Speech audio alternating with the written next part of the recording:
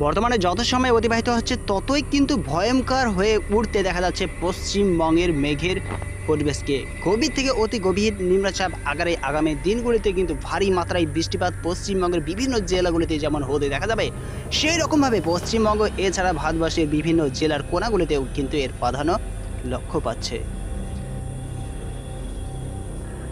আর এই অবস্থায় যদি আমাদের পশ্চিমবঙ্গের চাষি ভাইদের আলুর দামের দিকে দৃষ্টিপাত করি, ব্যবসায়িক ভাইদের আলুর দামের দিকে দৃষ্টিপাত করি, সমস্ত কিছুই কিন্তু বায়ুমণ্ডলের তাপমাত্রার বিষয়বস্তুকে প্রাধান্য করে সম্পূর্ণভাবে স্থিতিশীল হয়ে পড়েছে।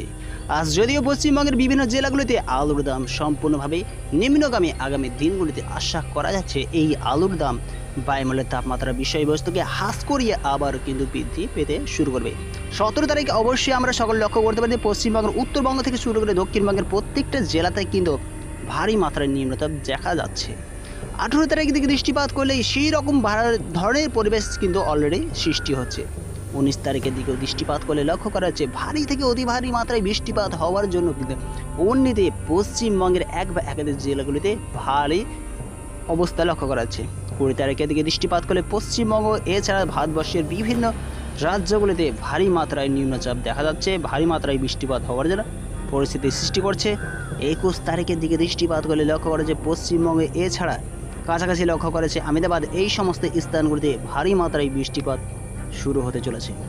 22 তারিখের দিকে দৃষ্টিপাত করে পশ্চিমবঙ্গের এক বা একাধিক জেলাগুলিতে আবার ভারী মাত্রায় নিম্নচাপ ঘিরে বসেছে। 23 তারিখের দিকে দৃষ্টিপাত করলে অলরেডি একটি ঘূর্ণাবর্তন কিন্তু লাল আকারে ডেঞ্জারাস সতর্ক বার্তাকে কেন্দ্র করেই কিন্তু অলরেডি ঘূর্ণাবর্তন ঘুরতে দেখা যাচ্ছে পশ্চিমবঙ্গের প্রত্যেকটা রাজ্যকে ভিত্তি করে।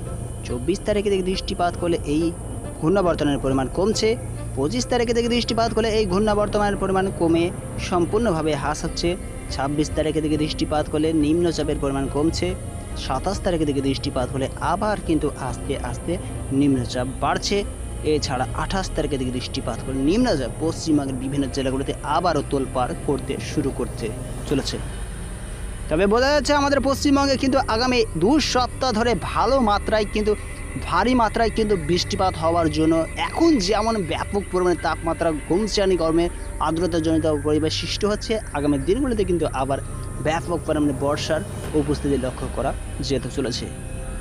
আর এই অবস্থায় আমাদের পশ্চিমবঙ্গের বিভিন্ন জেলাগুলিতে যদিও আলুর দাম, বন্ডের দাম সমস্ত কিছুই কিন্তু 300, 350, 375 এই ধরনের পরিস্থিতির মধ্যে দিয়েই বন্ড কেনা বেচা হচ্ছে। আর রেডি আলুর দাম 565, 70 এই ধরনের আলুর দামের হিসেবেই কিন্তু আলু বিভিন্ন ইউনিটগুলি থেকে বার হচ্ছে। তাই আশা করছে বায়ুমণ্ডলের তাপমাত্রা কম হওয়ার পরেই কিন্তু পশ্চিমবঙ্গের বিভিন্ন জেলাগুলিতে আস্তে আস্তে আলুর দাম চাহিদা বৃদ্ধি পাবে। বিভিন্ন সমস্ত কিছুই কিন্তু শীতলীকরণ পরিস্থিতিকে ভিত্তি করে আসতে শুরু হবে।